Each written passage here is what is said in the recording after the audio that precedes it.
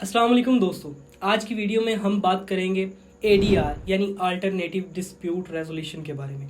आज इस वीडियो में हम बात करेंगे इसके इंट्रोडक्शन के बारे में, उसके बाद इसकी डेफिनेशन देखेंगे, फिर इसके मेथड्स देखेंगे, एडीआर में कौन कौन से मेथड्स आते हैं, फिर हम लास्ट पे बात करेंगे इसके फैक्टर्स के बारे में। तो वीडियो को शुरू करने से पहले हमारे इस चैनल को सब्सक्राइब करें और इस वीडियो को लाइक भी कर दें ताकि बाद में आप भूल ना जाएं। तो चलें वीडियो को स्टार्ट करते हैं।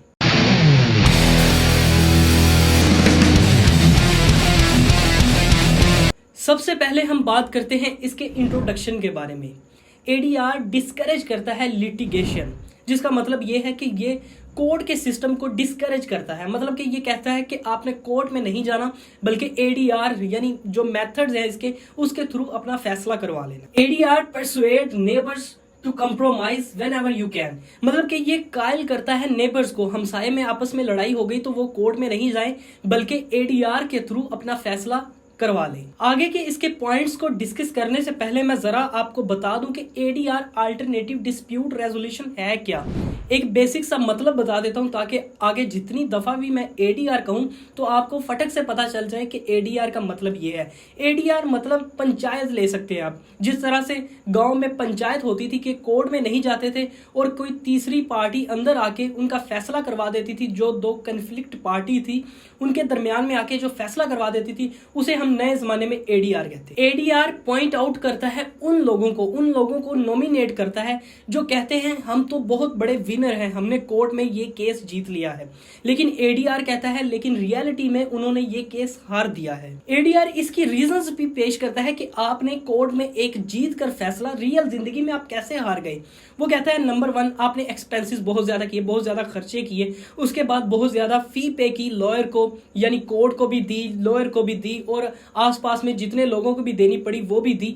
तो सबसे ज्यादा आपने फी पे की। उसके बाद आपने वेस्ट ऑफ टाइम किया, वेस्ट ऑफ टाइम बहुत ज्यादा किया और वक्त की कीमत तो आपको पता ही है। तो वो एडीआर ये कहता है कि आपने कोर्ट में तो आप जीत गए लेकिन रियल लाइफ में आप हार गए। अल्टरनेटिव डिस्प्यूट रेजोल्यूशन पूरी दुनिया में जो डेवलप्ड कंट्रीज हैं उनमें बहुत तेजी से फैल रहा है। खास तौर पर इसका जो मेथड है mediation, which we will discuss after a while, ये बड़ा ही अहम मेथड है जो कि हर जगह पे तकरीबन यही मेथड काम में आया है, क्योंकि इस मेथड से बहुत ज्यादा टाइम बच जाता है, बहुत ज्यादा इनएक्सपेंसिव हो जाते हैं, मतलब कि खर्चे ज्यादा नहीं होते और कोर्ट जाने की जरूरत भी नहीं पड़ती और आपका फैसला भी हो जाता है। जैसे स्टार्ट में मैंने एक एग्जांपल दी थी, एडीआर आप पंचायत ले सकते हैं, लेकिन ये पंचायत के तौर पर पूरी तरह से इंडिपेंडेंट नहीं होता, बल्कि ये डिपेंड करता है कुछ हालात में कोर्ट्स पर। चूंकि कोर्ट के पास इतना वक्त नहीं होता, उनके पास पहले केसेस की इतनी लंबी कतार लगी होती है, तो अल्टरनेटिव डिस्प्यूट रेजोल्यूशन जो डेवलप्ड कंट्री हैं उनमें बड़ी हेल्प दे रहा है कि ये वक्त भी बचाता है लोगों का और उनके इन एक्सपेंसेस भी करता है और इसके साथ ही साथ उनके फैसले भी बड़े अच्छे तरीके से कर देता है। तो कोर्ट के इन चक्रों से, इस वक्त का ज़या से और भी जो फैक्टर्स सामने आते हैं, कोर्ट जाने में हमें दुश्वारियां पेश आती हैं, उन सब से निजात दिलवाता है अल्टरनेटिव डिस्प्यूट रेजोल्यूशन यानी एडीआर। अब बात करते हैं इसकी डेफिनेशन के बारे में। एडीआर ये सेट ऑफ एक्शंस है जो कि यूज होता है, ऑर्गेनाइजेशन इन्हें इस्तेमाल करती हैं और इस्तेमाल किस लिए करती हैं, डिसएग्रीमेंट्स जो हो जाते हैं उन्हें सोल्व करती हैं कोर्ट जाए बगैर। तो ये इसकी डेफिनेशन है, जैसे कि आपको स्क्रीन पर नजर भी आ रही होगी। अब इस क्वेश्चन का मोस्ट इंपॉर्टेंट पार्ट आता है जो कि है इसके मेथड्स। इसके जो मेथड्स हैं उनमें बड़ा ब्रीफ सा डिफरेंस है, बहुत छोटा सा डिफरेंस है जिसको आपको जानना पड़ेगा। जैसे कि सबसे पहला है कॉन्सिलेशन। कॉन्सिलेशन में क्या होता है, कॉन्सिलेशन में जब दो पार्टीज दो आपस में कन्फ्लिक्ट कर लेती हैं तो उनमें एक एक्सपर्ट जो होता है, कॉन्सिलेटर जो होता है, वो आकर उनके दरमियान सुलह करवाता है, एक एग्रीमेंट करवाता है, तो इसे हम कहते हैं कॉन्सिलेशन। दूसरा मेथड आता है मेडिएशन का। मेडिएशन भी बिल्कुल सेम कॉन्सिलेशन की तरह है, मतलब कि दो पार्टीज हैं उनमें कन्फ्लिक्ट हुआ और तीसरी जो न्यूट्रल पार्टी है या कोई बंदा है उसने आके निगोशिएट करवा दिया उन दोनों के दरमियान और उनकी सुलह करवा दी, तो ये है मेडिएशन।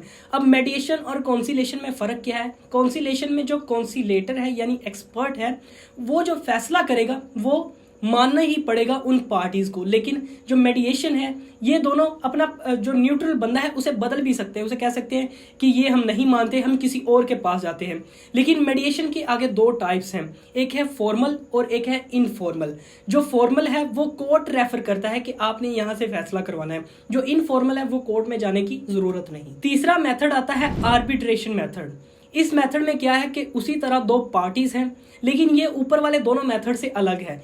उसी तरह दो पार्टीज हैं, लेकिन इसमें कोई न्यूट्रल थर्ड पार्टी नहीं, बल्कि एक जज होगा, एक आर्बिट्रेटर होगा, जो कि दोनों की जो बात है वो सुनेगा नहीं, बल्कि एविडेंस मांगेगा उनसे, बल्कि सबूत के तौर पर वो फैसला करेगा, सबूत पे वो फैसला करेगा, ना कि उन दोनों की बात सुन के या कोई विटनेस की बात सुन के वो फैसला करेगा।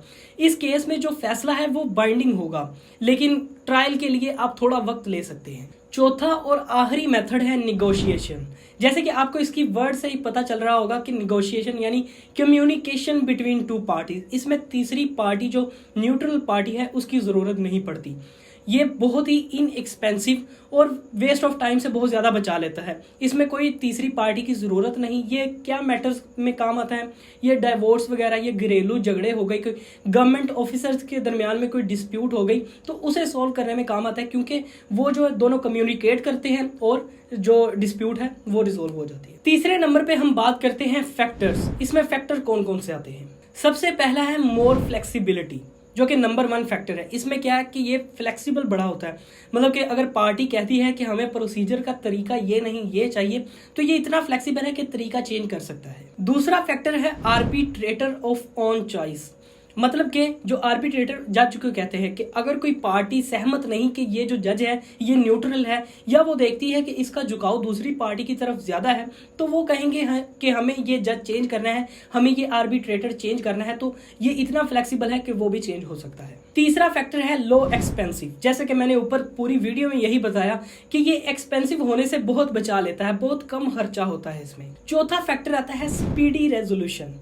जैसे कि मैंने शुरू में बताया, बड़े स्पीड से काम करता है, बजाय इसके कि अगर आप कोर्ट में जाते हैं तो कोर्ट में केसेस की लंबी कतार लगी होती है, लंबे ट्रायल्स लगे होते हैं जिनको 10-10 साल भी लग जाते हैं। लेकिन ये जो फैसला होता है ये चंद दिनों में ये फैसला हो जाता है और विटनेसेस की ज़रूरत नहीं होती। जब आर्बिट्रेटर मेथड के जरिए आप कोई फैसला लेते हैं तो उसमें कोई विटनेस नहीं चाहिए होता, बल्कि एक एविडेंस चाहिए होता है जिसको आप सुनते हैं, उसे देखते हैं।